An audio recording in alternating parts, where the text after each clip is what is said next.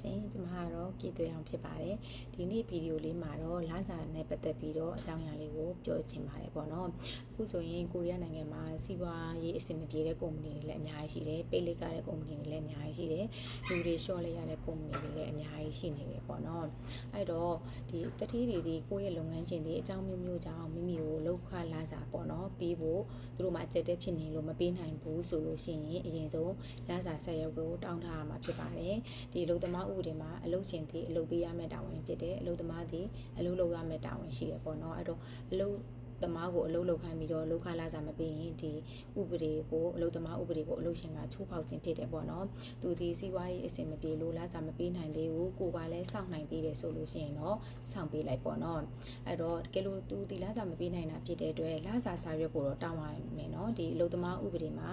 လုပ်ငန်းရှင်တွေဒီအလုပ်သမားတွေကိုလစဉ်လစာစာရွက်ပေးရမယ်ဆိုတဲ့သတ်မှတ်ချက်ရှိပါတယ်အဲ့တော့မိမိတတိစီကနေပြီးတော့လစဉ်လစာစာရွက်ကိုတောင်းရပါမယ်အကိုရီမောင်နေဒီကိုရီးယားမှာပတ်စံအတွက်အလုပ်လာလုပ်တာဟုတ်တယ်မှတ်တာလစာစာရွက်ပြတ်ပိုင်းရှိမှသာလျှင်တတိလစာစာရွက်ကိုကြည့်ပြီးတော့ဒီခေါင်းစဉ်ဒီ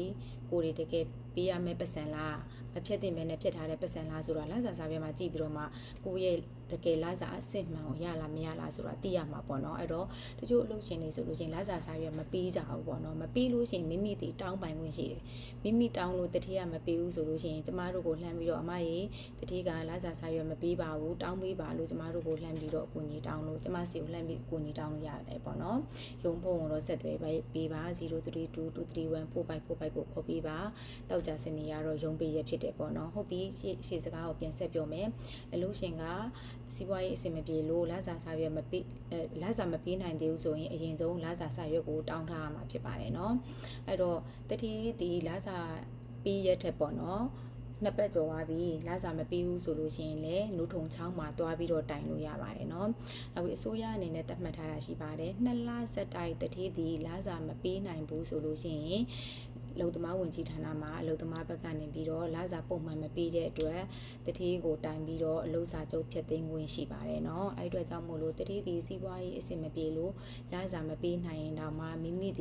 ရဲ့မရသေးတဲ့လစာရဲ့လစာစာရွက်ကိုတောင်းပိုင်ခွင့်ရှိပါတယ်တောင်းထားရပါမယ်အလုပ်သမားရုံးလို့ထုံချောင်းမှာတွားပြီးတော့လစာတိုင်တဲ့ခါကြလို့ရှိရင်ဒီလစာစာရွက်ဒီလောက်လစာပမာဏမရသေးဘူးဆိုတာကိုတိုင်ဖို့လိုအပ်ပါတယ်เนาะအဲ့တော့လစာမပေးနိုင်သေးရင်နေပါစေလစာစာရွက်ကလေးတွေတော့တောင်းထားကြပါလို့ပြောချင်ပါတယ်နောက်ပြီးတော့ TikTok ကမေးတဲ့မေးခွန်းတွေကို Messenger စာတွေကိုကျွန်မမဖတ်နိုင်တာဖြစ်တဲ့အတွက်လည်းကျွန်မရုံးကိုပဲဖုန်းဆက်ပြီးတော့မေးပါလို့မေတ္တာရက်ခံပါတယ်ရှင်